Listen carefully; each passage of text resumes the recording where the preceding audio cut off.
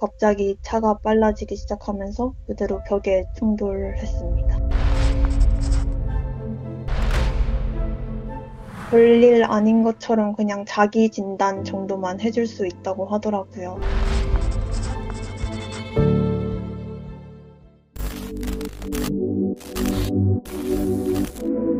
자동차 급발진 의심 사고, 잊을만 하면 각종 매스컴이 등장하면서 보는 이들을 안타깝게 만드는 사고 사례들이죠. 운전자는 급발진을 주장하지만 제조사는 매번 EDR 자료를 제시하며 급발진 사고가 아니라고 주장하면서 대립관계에 놓이게 되는데요.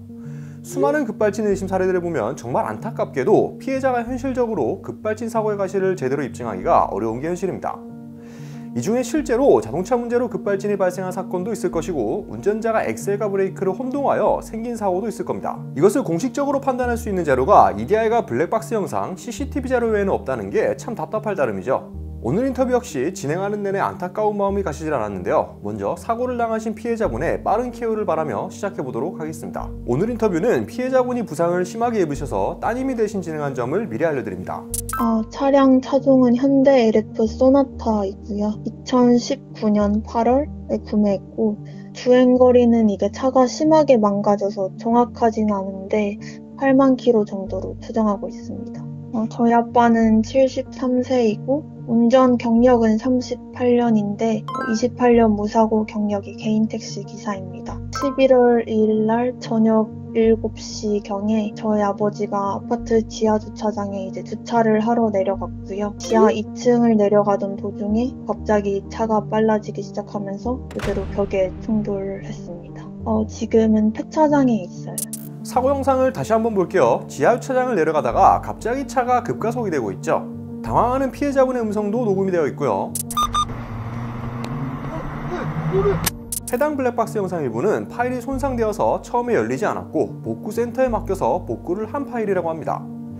보시면 다른 급발진 의심 사고 사례들처럼 천천히 가다가 특정 구간에서 갑자기 차가 급가속을 하게 되죠.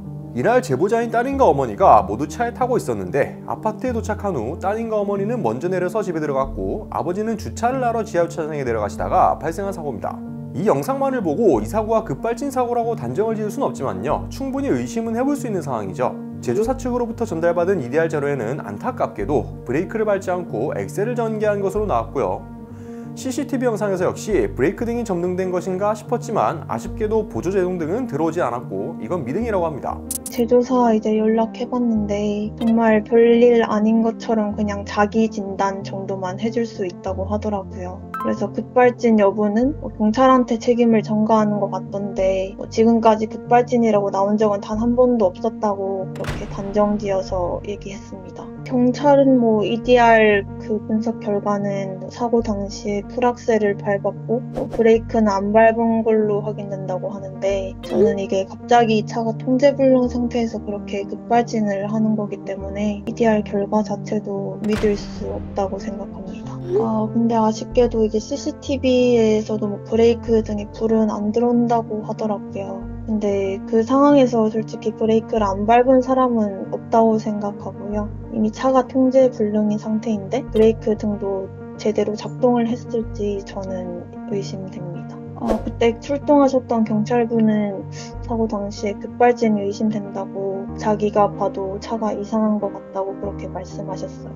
이게 어차피 제조사 측에서는 아예 인정조차 안 하니까 저는 유튜브를 통해서 최대한 많은 분들께 알리는 게 목표입니다. 경찰관 분이 저번에 말씀하셨는데 급발진이 정말 흔하게 일어난다고 하더라고요. 근데 그렇게 흔하게 일어나는 일임에도 불구하고 피해를 입어도 어차피 제조사를 상대로 이길 수 없는 걸 알고 그냥 넘어가시는 분들도 많더라고요. 근데 저희 가족도 만약에 제가 없었다면은 부모님은 그냥 넘어갔을 거라고 말씀을 하셨는데, 저는 이 일로 오빠의 생사가 오갔다는 자체만으로도 너무 억울하고 하나서 일단은 알리고 싶었고요. 그리고 이렇게 공론화를 하는 사람이 많아지면은 언젠가는 제조사 측에서도 결함을 인정하고 상하지 않을까 싶은 생각으로 제보를 하게 되었습니다. 제조사는 제가 많은 걸 바라는 것도 아니고 그냥 결함을 인정하고 진심이 담긴 사과를 듣고 싶은데 언제까지 이렇게 현실을 부정하고 못 갈 건지 알고 싶습니다. 지금 조금씩 회복 중이긴 한데 아직까지는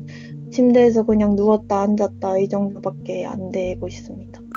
저희 아빠가 지금 정신적으로 많이 약해지신 상황이라 지금 최대한 사고에 대해서는 언급을 안 하려고 하고 있고요. 가장이셨던 아버지가 그렇게 사고를 당하면서 저희 가족은 현재 정신적으로도 경제적으로도 굉장히 힘든 시기를 겪고 있고요. 저희는 이 아파트에서 18년 동안 살았는데 매일 오르내리는 그런 지하주차장에서 사고가 났다는 거는 급발진이 아니고선 말이 안 되는 사고라고 생각하고요. 저희 아빠가 그냥 운전자도 아니고 하루에 절반 이상을 차와 함께 하시던 그런 택시기사였는데 실수가 있었다는 건 더 말이 안 되고 저는 이 사고가 급발진 사고라고 100% 확신합니다. 이 억울한 사고에 대해서 최대한 많이 알리고 싶고 이걸 보시는 분들이 주변 분들께도 많이 공유해 주셨으면 좋겠습니다. 이 사건을 다뤄주셔서 너무 감사하고 많은 분들이 이 영상을 봐주셨으면 좋겠습니다. 급발진 의심 사고를 당하신 피해자분들은 대부분 억울함을 호소하시면서 제조사의 적극적인 조사와 대응을 바라는 목소리를 내어주시죠.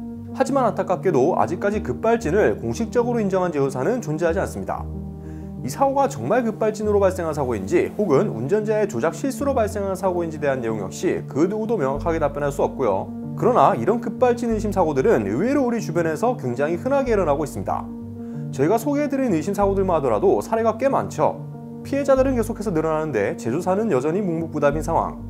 이미 저희가 예전에 다뤄드렸던 제네시스 쿠페와 K9 급발진 의심 사례 영상들을 통해서 실제로 운전자가 페달을 밟지 않고 있음에도 차가 스스로 가속을 하는 현상이 생길 수 있음이 확인됐는데요. 현실적으로 이런 급발진 의심 사고들을 예방하고 근절하기 위해서 제조사 소비자들은 각각의 위치에서 진지한 고민을 해봐야 할 시기가 아닐까 싶습니다. 이제는 페달에도 블랙박스를 설치해야 한다는 말이 나오는데 정말 급발진 의심 사고를 겪었을 때 운전자가 실이 아님을 입증하려면 현실적으로는 이 방법밖에 없어 보이죠. 피해자가 가실을 입증해야 하는 이런 현실 역시 그저 씁쓸하기만 한데요. 급발진 의심 사고로 인한 피해자가 사라지는 날까지 저희는 저희의 위치에서 많은 고민을 이어가며 앞으로도 영상 제작에 힘쓰도록 하겠습니다. 앞으로는 이런 일이 두 번 다시 일어나지 않기를 바라며 피해 차주분의 빠른 케어를 빕니다. 오토포스트 오늘의제보였습니다. 자, 지금 화면처럼 구독과 알람 설정을 해주시면 더 빠르게 자동차에 대한 소식을 접하실 수 있습니다.